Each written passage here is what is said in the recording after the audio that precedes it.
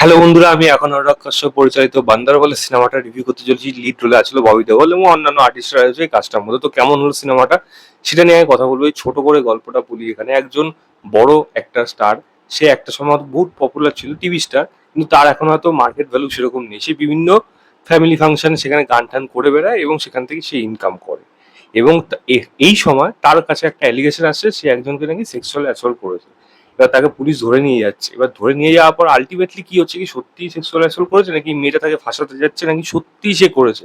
সে যখন ট্রায়ালে যাচ্ছে এবং সেখানে তারপরে যখন জেলে থাকছে এবং জেলের পরিস্থিতিটা তার সঙ্গে তার লাইফের সাথে কিভাবে উঠে আসে, এর থেকে বেশি জানতে হলে আপনাকে সিনেমা হলে গিয়ে এই সিনেমাটা দেখতে হবে। 2 ঘন্টার থেকে বেশি। তো কেমন হলো যদি জিজ্ঞেস করেন, দেখুন, আমি একটা জিনিস আগে বলবো, অনুরাগ কাশ্যপের যখনই কোনো সিনেমা আসে একটা ধরনের অডিয়েন্স থাকে, তারা পরিষ্কার নাক সিটকে বলে যে না ভাই, আমরা এর দর্শক না।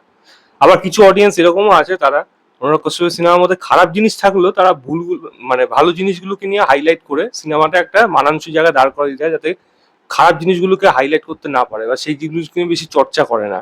সেখানে তাদের একটা বায়াসনেস কিন্তু কাজ করে। তো এই সিনেমাটা কি সেরকমই হলো? আমি যেরকম ভাবে এই প্রত্যেকটা মানুষের যে দিকগুলো আমি যেরকম বললাম না, দুটো রকম মানুষ আছে, একটা এই অনুরাগ কশ্যপ ঠিক সেম জিনিসটাই করেছে এই সিনেমাটার সাথে। মানে যা যেই জিনিসটা করেছে, মানে মানুষ, আপনার, আপনি যখন শেষে হল থেকে বেরোবেন না, মাথায় চিন্তা, আপনি ভাববেন যে যেটা দেখালো সেটা কি এবং যেটা করতে চাইলো সেটা এবার এর এন্ডিংটাই বা কি হবে। আপনার কাছে দুখানা রাস্তা থাকবে শেষে গিয়ে, আপনি কোনটা নেবেন? সেটাই হলো সব থেকে বড় প্রশ্ন এবং সেখানে কিন্তু ডিরেক্টর সফল হয়েছে। সুদীপ শর্মা এবং অভিষেক ব্যানার্জি, তারা এই কাজটা মানে এই সিনেমাটা লিখে এর রাইটিং ডিপার্টমেন্টে রয়েছে। বাট এইটুকু বলতে পারি, এরা যখনই একসাথে কাজ করে মাস্টারপিসের মতো কাজই কিন্তু বেরোয়। ডেফিনেটলি এই সিনেমার মধ্যে খামতি আছে, সেটা আমি পরে বলছি। তবে ভালো জিনিস কি, মোস্ট অফ দ্য থিং কিন্তু ভালো। প্রথম কথা হলো এরকম ধরনের স্টোরি টেলিং, মানে সেখানে স্টোরি টেলিং এর মধ্যে খামতিটা আমি সেটা পরে বলছি, বাট এই স্টোরি আইডিয়া ডেফিনেটলি মানে নেক্সট লেভেলে চলে যাবে এরকম ধরনের চিন্তা ভাবনা।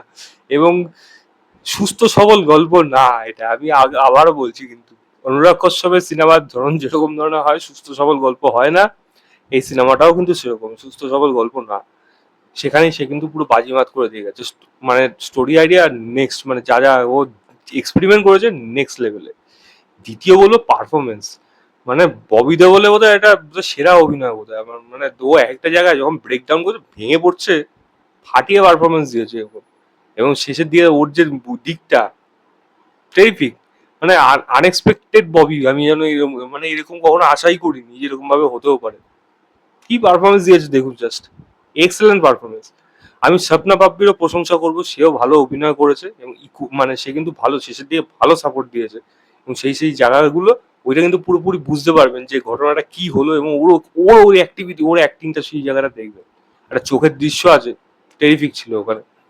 তো এই এই এই চোখের দৃশ্য না আপনি উপেন্দ্রর সিনেমাতে দেখতে পাবেন। উপেন্দ্র এই জিনিসগুলো করে, লাস্ট কুলি সিনেমাতেও একটা ছোট্ট পোর্শনে কিন্তু চোখের মধ্যে করে পাঠ করে এমন জিনিস করে, ডেঞ্জারাস লেভেলে চলে যায়। এই জিনিসটা এখানেও করেছে, ক্লোজ আপ ক্যামেরায় পুরো চোখের পোর্শনটা নিয়েছে, ব্যাপক ছিল।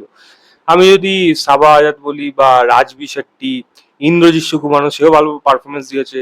সানিয়া মালহোত্রা, ঋদ্ধি সেন, এরা কিন্তু প্রত্যেকে ভালো অভিনয় করেছে, কোনো খারাপ নেই। এবং কি সাম যোশী বোধহয় নাম, যে ইন্সপেক্টর ভূমিকা ছিল, ও মানে ওটা টেরিফিক ক্যারেক্টার, ওইটা ভাই ভাইরাল হচ্ছে ওই সিনটা।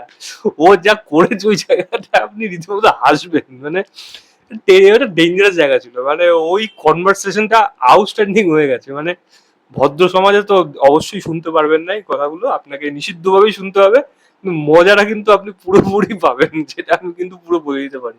এই ছিল, এবং ওরা পারফরমেন্সও বেশ ভালো। আমি অভিনয় আরো বাকি যারা যারা ছিল প্রত্যেকে কিন্তু পারফরমেন্স ভালো দিয়েছে, যারা ছোট ছোট রোলেও এসছে। আমি মিউজিক ডিপার্টমেন্টের প্রশংসা করবো, বিশেষ করে ব্যাকগ্রাউন্ড মিউজিক, সে কিন্তু বেশ ভালো রকম দিয়েছে এবং গানও ঠিকঠাক রয়েছে। যে গানটা জেলের মধ্যে ভাইরাল হয়েছিল ওটা বেশি অত হিট, বাট ঠিকঠাক সেই গানগুলো রয়েছে। এবং যে এই যে মানে ধরন, আমি এই এই সিনেমাটা যখন দেখবেন তখন আপনার একটা জিনিস বারবার মাথার মধ্যে খাটবে, যে আপনি যেটা ভাবছেন বা যেটা দেখছেন সেটা কি পুরোপুরি সত্যি, আর যদি যেটা দেখাচ্ছে সেটা হওয়ার পেছনে কি কারণ থাকতে পারে। ভালো দিক খারাপ দিক দুটো মিশিয়ে একটা মধ্যমণি, বা বলা যায় একটা, কেউ ভালো না, সাদা না, কালো না, পুরোপুরি জিনিসটা গ্রে, এবং গ্রে এর উপর দিয়ে কিন্তু সিনেমাটা এগিয়েছে। সমস্ত কিছু প্রত্যেকটা জায়গা কিন্তু আপনাকে পড়ে ধরে বুঝিয়ে দেবে যে এই জিনিসটা কখনোই 100% পিওর না, হতে পারে না, এটা হবে না। এবং সেই জিনিসটা তারা করতে সক্ষম হয়েছে এই সিনেমার মধ্যে দিয়ে, যেটা মানে ভালো রাইটিং এ এটা একটা প্রশংসা। ডেফিনেটলি এখানে রাইটার আবার প্রশংসা পাবে, সঙ্গে ডিরেক্টর, মানে তার ভিশন এক্সট্রা অর্ডিনারি, মানে এরকম ধরনের কাজ তার কাছ থেকে এক্সপেক্টেড, সে সেটা ডেলিভার করতে সক্ষম হয়েছে, অবশ্যই ভালো। ছোটখাটো অন্যান্য অনেকগুলো দিক রয়েছে, মানে সেগুলো সামাজিক বার্তা হোক, বিভিন্ন দিক থেকে হোক, সেগুলো অনুরাগ কাশ্যপের সিনেমার মধ্যে এরকম পোকিং ফোকিং অনেক কিছু থাকে, সেগুলো প্রত্যেকটা জিনিস কাজ করবে, ওয়ার্ক করবে এই সিনেমাতে, এবং সেটা ব্যাখ্যা যেরকম দেওয়া হচ্ছে অবশ্যই প্রশংসনীয়, ডেফিনেটলি পাবে।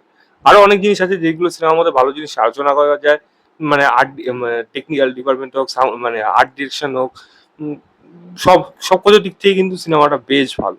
ক্লাইম্যাক্সের দিকে যত এগায় আপনাকে কিন্তু কনফিউজ আরো বেশি করে দেবে, ডেফিনেটলি। সব, এবং আরেকটা জিনিস বলে দিচ্ছি, এই সিনেমাটা কিন্তু সবার জন্য না, সবার যে ভালো লাগবে তা কিন্তু না, এটা আবারও বলে দিচ্ছি। হয়তো সিনেমাটা বক্স অফিসে চলবে না, কিন্তু কিন্তু ক্রিটিক্যালি অ্যাক্লেম হয়েও হবে, আমার তো অ্যাটলিস্ট মনে হচ্ছে হবে। তো সেটা দেখা যাক সেরকম, সেটা কত রকম কিভাবে নেয়।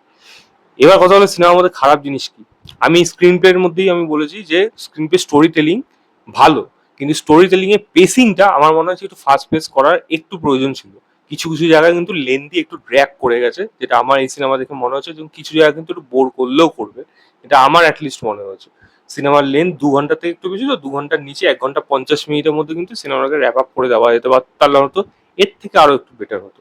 আদারওয়াইজ জাস্ট সিনেমাটা গিয়ে দেখুন, দেখে জানাবেন আপনাদের কেমন লেগেছে। আমার কাছে সিনেমাটা ডেফিনেটলি একটা ভালো সিনেমা, আমি এটাকে 3.5 দেবো, আউট অফ 5 বলবো। অবশ্যই সিনেমা হলে যান, গিয়ে দেখুন, দেখে জানাবেন আপনার কেমন লেগেছে।